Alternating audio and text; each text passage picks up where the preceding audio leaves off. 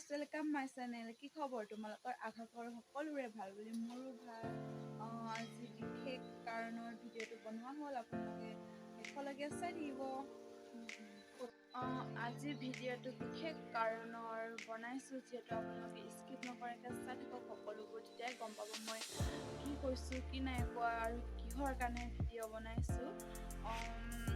আজিকালিতো কিবা কাগজ পত্ৰ বনোৱাৰ বহুতে আহি আছে আৰু এইখন গাঁৱতো চুমি কাঠ বনাইছিলে। সকলো মানুহ, গাঁৱৰ মানুহ সকলোৱে বনাইছিল, যিহেতু তেতিয়া লাগিছিলে পাণ আধা কাঠ আৰু পাছবুক। যিহেতু পাছবুক লৈছে হয়, তাৰ মানে ফিংগাৰ প্ৰিণ্ট দিছে মানুহবোৰে, মানে বনাইছে আৰু ফিংগাৰ প্ৰিণ্ট লাগে বুলি বনাইছে। ইয়াতেতো নাজানো কিহৰ কাৰণে কি লৈছে। যোনটো মানুহে বনাইছিলে সেইটো মানুহৰ ফিংগাৰ প্ৰিণ্ট লৈ আৰু পাছবুক লৈ মানুহৰ পৰা পইচা ওলাই খাই আছে, বহুতজনৰো খালে।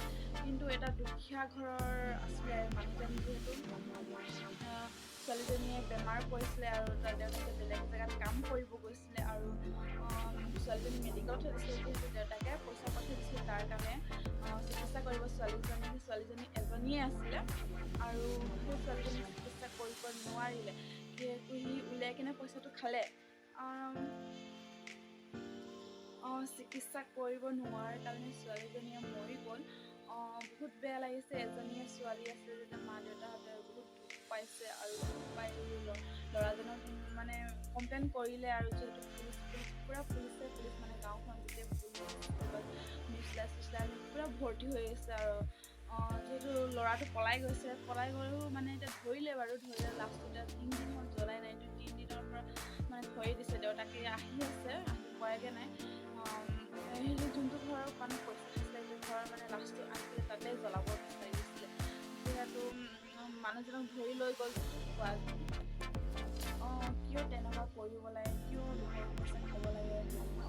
সি খোৱাৰ কাৰণে এতিয়া ছোৱালীজনী মেডিকেলত ল'ব নোৱাৰাৰ কাৰণে ছোৱালীজনী মৰি গ'ল। এতিয়া কিয় তেনেকুৱা কৰিব লাগে আৰু নিজৰো এতিয়া ধৰা পৰিলে, যেতিয়া নিজৰো এতিয়া বিপদ হ'ল, নিজে ইমান পঢ়া শুনা মানুহ গম পাব লাগিছিলে, যিহেতু সেইটো ধৰা পৰিলে কি হ'ব কি নাই। আপোনালোকক এইটোৱে ক'ব বিচাৰোঁ, যিহেতু লোকৰ পইচা খোৱা ইমান সহজ নহয়।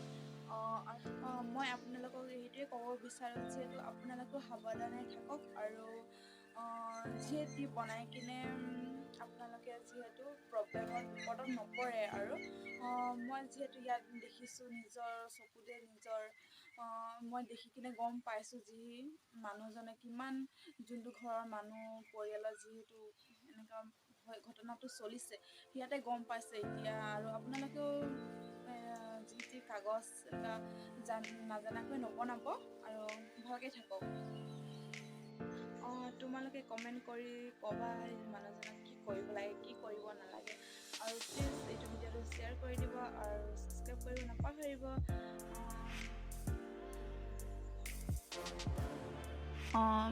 4 দিন হৈ গ'ল, যিহেতু লাষ্টটো জ্বলোৱা নাছিলে, সেইকাৰণে পুলিচে ক'লে আৰু আমি যি শাস্তি দিব লাগে এইবিলাক দিম, আপোনালোকে লাষ্টটো জ্বলাই দিয়ক বুলি কৈ কিনে পুলিচে ক'লে। যিহেতু ঘৰৰ মানুহখিনি এতিয়া জ্বলাইছে, এয়া পুলিচ গোটেইকেইটা ৰাস্তাত ৰখি আছে।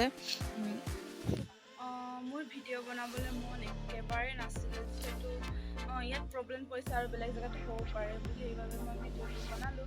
আৰু অকণমান বেয়াও লাগিলে, যিহেতু ঘৰৰ মানুহখিনি অকণমান প্ৰব্লেমত আছে। ভিডিঅ' বনালে নিজকে কিবা এটা লাগি আছে, সেইকাৰণে ভালকৈ নথলোঁ। এনেই অকণমান আপোনালোকৰ কাৰণে বনাইছোঁ আৰু বেয়া চেয়া নাপাব।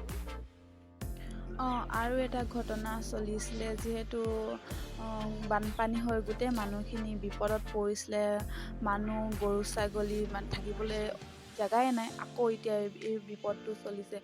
মানুহখিনি এনেই বানপানীত হৈ পানীখিনি এতিয়া অকণমান শুকাইছে। গোটেই মানে এই চাইডে পানী গৈ এই চাইডে গোটেই ঘৰ চৰ মানে ডুবি গৈছিলে আৰু। Bye bye guys, love you all. Next ব্লগত লগ পাম।